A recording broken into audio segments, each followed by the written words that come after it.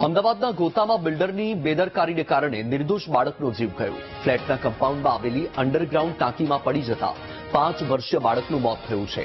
7 bliss ફ્લેટમાં પાર્કિંગમાં બાળક રમતું હતું ત્યારે પાર્કિંગમાં આવેલી ટાંકીનું ઢાંકણ ખુલ્લું હોવાથી તેમાં બાળક દર્શિલ પડી ગયું હતું.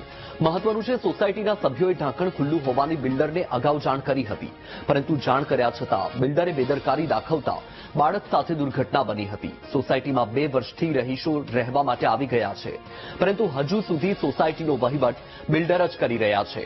સોસાયટીમાં અનેક સુવિધાઓનો અભાવ છે. ફાયરના સાધનો પણ શોભાના ગાંઠિયા સમાન છે. વારંવાર રજૂઆત છતાં બિલ્ડર કોઈ ધ્યાન આપી રહ્યા ન હોવાનો રહીશોએ આરોપ લગાવ્યો છે.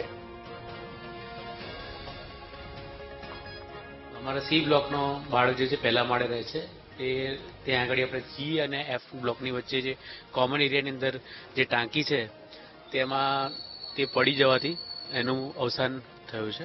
ટાંકીની આશરે ઊંડાઈ હશે 15 થી 18 ફૂટ જેવી, એક્ઝેક્ટ ખ્યાલ નથી, પણ જે જોતા એવું ખ્યાલ આવ્યો છે ટાંકીનું જે ઢાંકણું હતું બરોબર એ કાં તો પ્રોપર નહોતું અથવા એ બરોબર વખાયેલ નહોતો, પણ ટૂંકમાં એની ક્વોલિટી બી નથી. અંદર જે ટાંકીની અંદર પણ કોઈ એવી સેફટી એવી નથી કે જે લેડરથી નીચે ઉતરી શકે કે પગથિયાથી નીચે કોઈ બચાવવા જઈ શકે, એવી કોઈ સેફટી છે નહીં. હા, એટલે ઘટના બની ત્યારે પ્રાથમિક સારવાર મીન્સ પ્રાથમિક જે આપણને દેખાય જેમ કે દોરડું છે, લેડર છે, એની શોધ કરીને જે સિક્યુરિટીને બી જાણ કરી, જે જાણકારો એને તરત જે બી સોસાયટીના સભ્યો હતા અને સિક્યુરિટી તાત્કાલિક અંદર ઉતર્યા, પણ તે છતાં પણ એ પણ જે બચાવ ગયા તે કામગીરીમાં બી એમને દખલ મિસ કરી.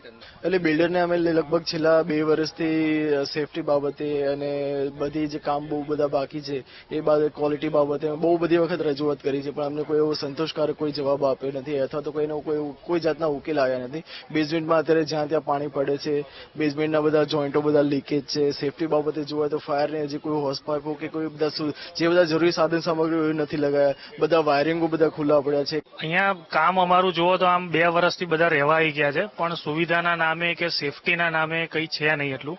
અમે અહીંયા રહેવાસીઓએ ઘણીવાર ભેગા થઈને રજૂઆત કરી છે અને એકવાર સાઇટ પર ગયા તો ત્યાં અમારા પર કેસ થઈ અને અમને પોલીસ સ્ટેશનમાં પણ મોકલેલા હતા અમારું કબૂલનામું આપવા માટે, અને અમને પ્રેશરે આપવામાં આવ્યું હતું કે તમે લખીને આપો કે આજ પછી આવી કોઈ તમે નહીં કરો એમ દેખાડો કે એવું કંઈ એ રીતે અમને કરવામાં આવ્યા છે. એટલે છતાંય અમે 2-3 વર્ષથી કરીએ છીએ. આની પહેલાં આ બી ટાવરમાં ઇન્સિડન્સ બન્યો હતો જ્યાં ફાયર લાગી હતી.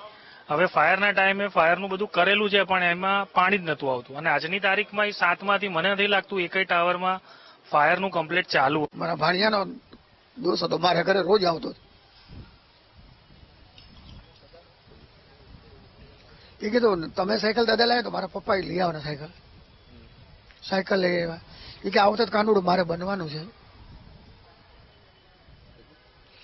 સાંજે તો આવા સમાચાર આવ્યા કે ઢાંકણું ટાંકીમાં અંદર ગરી ગયું છે, એવું હલકું હશે ઢાંકણું કે જેના કારણે ટાંકીમાં ઢાંકણું ગરી ગયું અને એ પોતે અંદર પડી ગયું.